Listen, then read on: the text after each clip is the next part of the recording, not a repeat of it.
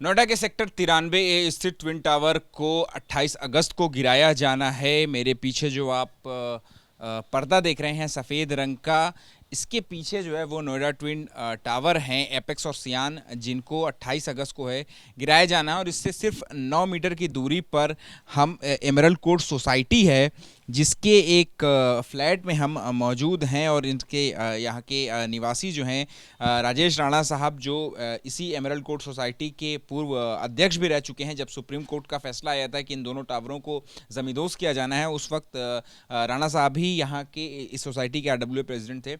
Sir, शुक्रिया हमसे बात करने के लिए। सर, हम तो शुरुआत से समझना चाहेंगे कि इस ट्विन टावर का को जमींदोज करने का मामला जो है वो उठा ही क्यों, क्या दिक्कत आ रही थी, क्योंकि सबसे नज़दीक आप ही लोग हैं।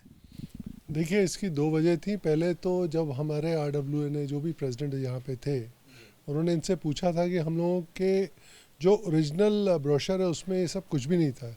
यहाँ तक कि इस फ्लैट के लिए भी पीएलसी ली गई थी कि सामने एक्सप्रेसवे दिखाई दे रहा है। बाद में कुछ खड्डा अड्डा खुदा, इन लोगों ने पूछा भी क्या चीज़ है, तो हमें रिस्पॉन्ड कोई कर नहीं रहा था, neither Supertech nor Noida authority.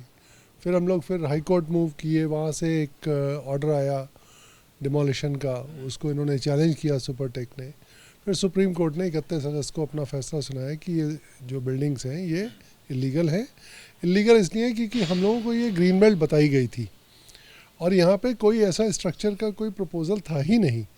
और दूसरा, जब ये इतनी ऊंची इमारत खड़ी हो गई, जो मॉन्स्टर जिसको हम लोग नाम देते हैं, आप खुद देख सकते हैं हमारे यहाँ धूप नहीं आती अब, बिल्कुल ना धूप है ना हवा है, कोई हम लोगों को जैसे एक कैद में हम लोग हो गए थे। तो इस तरह से बहुत समस्याएं तो आ ही रही थी। और फिर जब कंस्ट्रक्शन हुई है तो कई बार पूछा भी गया कि कृपया करके हमें बताइए कितने स्टोरी बनेगी। पहले 11 स्टोरी, फिर 24 स्टोरी, और फिर पता नहीं 40-42 का नाम दिया गया था। 34 पे खैर डिमोलिशन ऑर्डर आ गया था। बट यस, कन्वीनियंस जो है हमारी सारी ख़त्म हो गई थी। हवा पानी धूप बिल्कुल बंद, बिल्कुल बंद था। तो ये सारी जो हवा पानी धूप ना आने की समस्या थी, ये सुपरटेक के पास भी आई एम श्योर आप लोग ले करके गए होंगे अपनी समस्याएं। तो उनकी तरफ से क्या जवाब आता था कि बात आप लोगों की नहीं बन पाई, कि आप लोगों को सीधे जो है अदालत का रुख करना पड़ा? नहीं, हम लोगों को कोई जवाब ही नहीं मिल रहा था। हमें कोई सपोर्ट नहीं था इनकी तरफ से, किसी किस्म की कोई इन्फॉर्मेशन नहीं दी जा रही थी। यहाँ तक कि हम लोगों ने जब इनसे डिज़ाइन भी मांगा था या क्या अप्रूवल है वो भी नहीं दिया गया था। तभी तो हम लोगों को हाई कोर्ट जाना पड़ा, और उसके जाने के बाद ही ये सारी बातें खुली। पीएलआई का भी जवाब ये था कि नोएडा अथॉरिटी ने सुपरटेक को लिखा हमारी पीएलआई पे कि आप बताइए क्या इनको नक्शे दिए जा सकते हैं। अरे भाई, सुपरटेक क्यों देगा हमें? वो तो नक्शे नहीं देगा ना, नेचुरली वो तो इलीगल कंस्ट्रक्शन कर रहा था, चुपचाप कर रहा था। और जब ये बात हाई कोर्ट में जाके खुली तो हमें सारी बातों का पता लगा कि ये तो इतने नज़दीक बन रहा है। हमारे बेसमेंट में भी दीवार बना दी गई थी, सारी सीपेज, पानी, गंदगी सब कुछ रुका हुआ था। हमें पता है बदबू आ रही है, कैसे आ रही है समझ में नहीं आ रहा नीचे जाने पे। फिर जब दीवार तोड़ी गई है तो समझ में आया कि भाई ये तो इतना गंदा हो चुका है सारा। और उसके पानी की वजह से, सीपेज की वजह से बहुत सारे जो स्ट्रक्चर होते हैं उस पर भी इम्पैक्ट आता ही है, जो अब उसको रीइंफोर्स किया गया है। और बहुत अच्छी बात है, तो कम से कम थोड़ी सेफ्टी तो हमें भी नज़र आ रही है। तो आप चूंकि बिल्कुल 9 मीटर के फासले पे हैं और एकदम ट्विन टावर के ठीक सामने आप मौजूद हैं, तो ऐसे में 28 अगस्त को जो बिल्डिंग गिराई जानी है, ध्वस्तीकरण होना है इन दोनों ट्विन टावरों का, तो ऐसे में मन में आपके क्या चल रहा है? कोई डर या कोई शंका, इस तरीके की कोई बात? देखिए, डर और शंका तो मैं बाद में कहूँगा, लेकिन एक दिमाग में हमेशा किसी कोने में ये ज़रूर रहता है कि ये गिरेगी कैसे।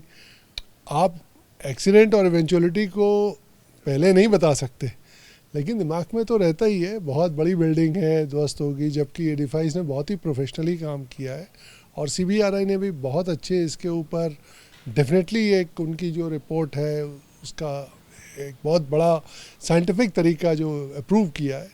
लगता तो कुछ भी नहीं है, लेकिन हाँ, किसी कोने में ये ज़रूर रहता है कि ये भाई सीधी ही गिर जाए। थोड़ा बहुत अगर टेढ़ी हो गई तो वही है कि बुरे वक्त में तो बौने को भी ऊँट के ऊपर कुत्ता काट लेता है।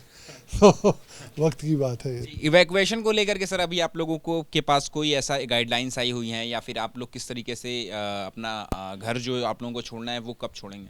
हम लोगों को कहा गया है 28 तारीख को सुबह 8 बजे तक ज़रूर खाली कर देना है, क्योंकि लाइट भी शायद कट कर दी जाएगी और गैस कनेक्शन भी आईजीएल ब्लॉक करेगा।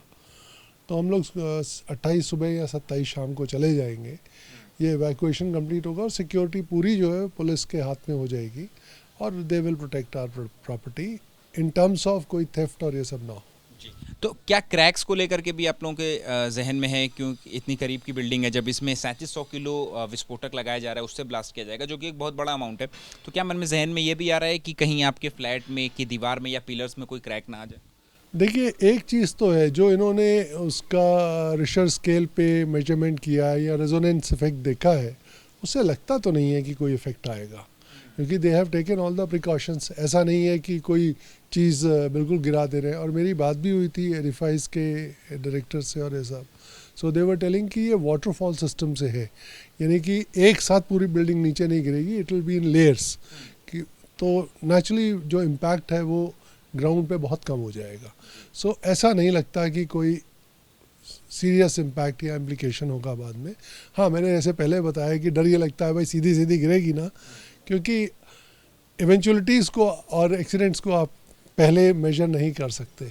बस उतना सा ही दिमाग में है और कुछ नहीं। आखिरी सवाल है सर कि आपके परिवार है, भरा पूरा परिवार है, तो उसमें क्या डिस्कशन होता है इस बिल्डिंग को लेकर के, क्योंकि आपके घर के ठीक सामने है, तो शाम को कुछ ना कुछ बातें जो हैं आपके फैमिली मेम्बर्स के बीच में होती होंगी, तो उसमें कोई डर या कोई शंका या क्या बातें होती रहती हैं इस डिमोलिशन को लेकर के? हम लोग तो एक ही बात करते हैं कि 10-11 साल इसको बनते हुए देखा है और 2 साल 1.5 साल करीबन हो गया इसको गिरते हुए देखेंगे, तो हमने तो इसका इंच बाय इंच डेवलपमेंट भी देखा है।